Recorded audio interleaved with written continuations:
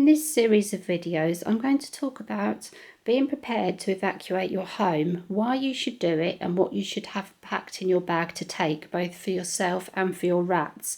Now, you may think you're not living in a war zone, so this doesn't apply to you, but unexpected things happen. You never know when they're going to happen. That's why they're unexpected, and it makes your life a lot easier if you're prepared. So I always have packed an emergency backpack for myself and a bag for the rats. Now, because we have lots of rats, we can't fit everything into a small bag, so we do actually have another backpack that one of my sons would carry, which is full of more food and extra water bottles and things like that. But what I'm going to show you with the small bag today is exactly what we would take if we only had one cage of rats, and this is just enough to keep you going for a day or two while you sort yourself out. So I'll put the backpack away for now. Backpacks are brilliant. If you can pack everything of yours, if you've only got one cage of rats, you should be able to pack everything you need for yourself and your rats into one backpack. And that's really handy because you sling it on your back and your hands are free. And I'd highly recommend you get yourself a nice strong backpack that will hold everything and one that's comfortable to wear. Now, in the other videos, I'm going to talk more about having a cage ready to move and actually the evacuation plan that we would have in place. You see I have my little Poppy on today because it's Remembrance Sunday. Now, our emergency bags are kept in the hallway, ready to go at a moment's notice. So I'm going to put mine away for now, and I'm going to show you what's in the rat's bag. And in another video, I'll go through what we actually have in our personal backpacks. So I have this nice strong bag here. It has a nice thick strap on it, so it can be put over your body, cross-body. So you could carry this with a backpack as well. But obviously you need hands-free, which is why I'm saying a backpack is better. But obviously have something that you can hold and it is easy to carry. Now, this isn't absolutely essential, but I just put this in the top here, but it's some kitchen paper with a little towel around it, and they're just things that we use with the rat cages. So very, very important here. We have a little box of treats, and even more important probably, we have a box of food. Now, these little clip lock boxes are very good, and just whatever food you have, I would put it in a plastic bag and then put it inside a clip lock box, because then it's safe from water and everything.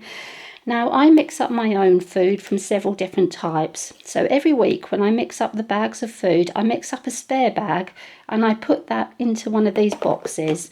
Now, that box would do one cage for a couple of days. So I actually have a bigger box that would fit into my own backpack, which would have enough for all of the rats. But say if you've only got one cage of rats, then a box like that will do you for a day or two. I do have a bottle of water. Now, generally, you're not recommended that you give mineral waters to your rats, but if you get some just natural spring water, in an emergency, your rats need water. So just a bottle of water there for emergencies. I have a little bag of safe bed paper, and I also have some Back to Nature. Now, that's just a small amount, which is enough just for your small cage or your rat carrier to keep your rats going. I have a clean water bottle with the hanger, just a small one. You don't need a huge one for a small cage. Whichever type of bottle that fits onto your emergency carrier or cage. That's a clean food bowl, again all washed and dried and wrapped up in plastic. Now, I'm not really keen on using lots of plastic, but in an emergency situation, these Ziploc bags are really good. And these came from Tesco. Keeps everything safe and clean and dry. But generally, I try to avoid plastic. But in my emergency bag, I think it's good. Trixie red berry paste there, because we quite often have a rat on medicine. So it's good to have something to mix medicines in. And I do actually have a bottle of medicine in here. We're not currently using Veriflox, but I have my bottle of Veriflox in there with a syringe, my mixing bowl and a couple of teaspoons. So, that's the thing. If you have rats on regular medicine, to have something in your bag there for them.